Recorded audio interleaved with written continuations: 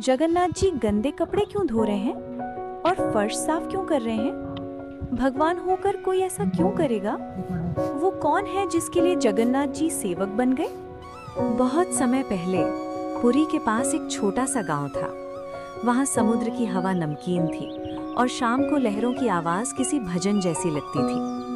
उसी गांव के बाहर एक मिट्टी की छोटी सी कुटिया में रहता था माधव दास। लोग उसे साधु नहीं कहते थे, बस जगन्नाथ का पागल भक्त कहते थे, क्योंकि माधव दास भगवान से बातें करता था जैसे कोई अपने सबसे अच्छे दोस्त से करता है। सुबह उठते ही वो सबसे पहले कहते, काले बाबू, आज जरा जल्दी जगा दिया करना, आज मुझे लकड़ी ज्यादा काटनी है। कभी कहते, आज मन भारी है, थोड़ा मेरे पास बैठना। और अजीब बात ये थी, माधव दास को लगता था भगवान सच में उसके पास बैठते हैं। दिन भर वो जंगल से लकड़ी लाता, कभी किसी के खेत में काम करता, जो मिलता आधा खुद रखता, आधा भगवान को चढ़ाता।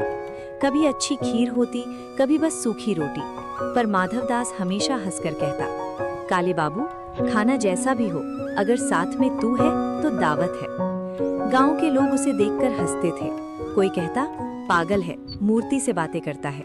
कोई कहता, भूखा है इसलिए सपना देखता है। पर माधव दास को किसी की परवाह नहीं थी। उसकी दुनिया बस दो लोगों की थी, वो और उसका जगन्नाथ। फिर एक दिन सब बदल गया। उस सुबह सूरज निकला, पर माधव दास नहीं उठा। शरीर में आग लगी थी, पेट में दर्द, उल्टी दस्त, ऐसा लगा जैसे शरीर साथ छोड़ रहा हो। वो उठना चाहता था, पर गिर पड़ा। कुटिया में धीरे धीरे गंदगी फैलने लगी, कपड़े खराब हो गए, फर्श गीला हो गया।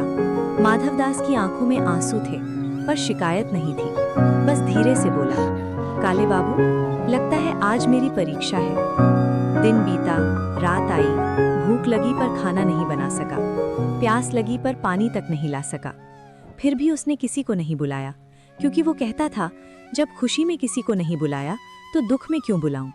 वो बस आसमान की तरफ देखता और कहता, प्रभु, अगर आपको मेरा ये रूप भी पसंद है तो मैं भी खुश हूँ। और तभी कुटिया का दरवाजा धीरे से खुला। एक छोटा सा सांवला बच्चा अंदर आया। उसके पैरों में चप्पल नहीं थी, आंखों में मासूमियत थी। उसने चारों तरफ देखा, गंदगी, बदबू, दर्द, पर नाक नहीं सिकोड़ी, कुछ नहीं बोला। सीधे माधव दास के पास गया, उसका सिर अपनी गोद में रखा और बोला, डरो मत, मैं आ गया हूँ। फिर वो काम करने लगा। गंदे कपड़े उठाए, नदी में धोकर लाया, फर्श साफ किया, माधव दास को नहलाया। माधव दास शर्म से रोने लगा। बेटा, तू क्यों ये सब कर रहा है? बच्चा बस मुस्कुरा देता। वो कई दिनों तक वहीं रहा। दिन में खाना खिलाता, रात में पास बैठता, कभी पंखा करता, कभी माथा सहलाता। माधव दास हर दिन थोड़ा ठीक होता गया और हर दिन बच्चे के लिए उसका प्यार बढ़ता गया। एक दिन उसने कांपते हाथों से बच्चे का हाथ पकड़ा। बेटा, सच बता, तू है कौन? मेरे अपने भी इतना नहीं करते। बच्चा मुस्कुराया। उसकी मुस्कान में कुछ अजीब था, जैसे रोशनी। धीरे धीरे उसका शरीर बदलने लगा, आंखों में तेज, चेहरे पर दिव्यता। और सामने खड़े थे साक्षात जगन्नाथ जी। माधव दास के पैर कांप गए। वो गिर पड़ा, रोते हुए बोला, प्रभु, आपने ये क्यों किया? आप तो मुझे पल में ठीक कर सकते थे। जगन्नाथ जी ने उसे उठाया और बोले, माधव, ये दुख तुम्हारे पुराने कर्मों का था। अगर मैं इसे मिटा देता तो तुम्हें फिर जन्म लेना पड़ता।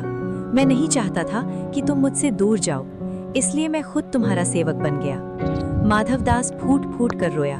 उसने भगवान के चरण पकड़ लिए और उस दिन दुनिया ने नहीं देखा, पर इतिहास ने लिख लिया कि भगवान सिर्फ पूजे नहीं जाते, वो अपने सच्चे भक्त के लिए सेवक भी बन जाते हैं। यही है मेरे जगन्नाथ, जो मंदिर में भगवान है और भक्त के घर में अपना।